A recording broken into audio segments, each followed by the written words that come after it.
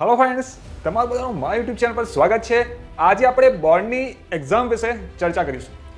હવે બોર્ડની એક્ઝામમાં 10 દિવસ બાકી છે અને બોર્ડની એક્ઝામમાં તમારે શું ધ્યાન રાખવાનું છે, શું કરવાનું છે અને એને પેપરને કેવી રીતે લખવાનું છે એના વિશે આપણે થોડી વાત કરીશું.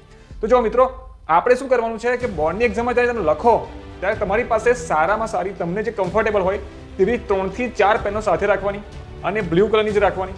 બીજી વાત, તમારે મેથ્સના પેપર લખતી વખતે દરેક વિભાગ નવા પાને લખવાનો છે અને બધા જ દાખલા પૂરેપૂરા લખવાના છે. પછી એવું ના થાય કે અરે પછી લખીશ ચલો પછી ચાલશે, સૂત્ર અડધું છે પૂરું પછી કરીશ, એવું નહીં કરવાનું. બધું જ સરસ રીતે લખવાનું છે અને સ્ટેપ બાય સ્ટેપ દાખલા ગણવાના છે અને આન્સરને બોક્સમાં લખવાનું છે.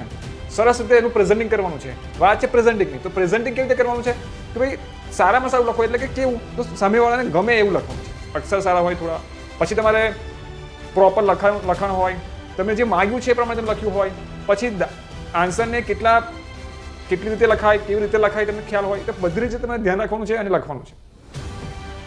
પછી તમારે શું કરવાનું છે કે ભાઈ આ તો બધું મેં કરી લીધું, પછી તમારે એકવાર તમારું પેપર 170 મિનિટમાં પૂરું થઈ જવું જોઈએ. 10 મિનિટ તમને મળે એટલે તમારે આખું પેપર ફરીવાર ચેક કરી લેવું કે કંઈ ભૂલ કરી છે મેં અંદર, અથવા તો મારે કંઈ છૂટી તો નથી ગયું ને, એ ચેક કરી લેવું. જેથી તમને છૂટી ગયું હોય તો તમે લખી શકો, 5 મિનિટમાં લખી શકો એક દાખલો, હા ને, તો એક ક્વેશ્ચન લખી શકો. એટલા માટે તમારે ચેક કરી લેવું છે. આ બધી બાબતો તમારે ધ્યાન રાખવાની છે અને તમારે પેપર આપવાનું છે. હું એવું માનું છું તમે બધા સરસ રીતે પેપર લખશો અને બધાને મારા તરફથી બોર્ડની એક્ઝામ માટે બેસ્ટ ઓફ લક.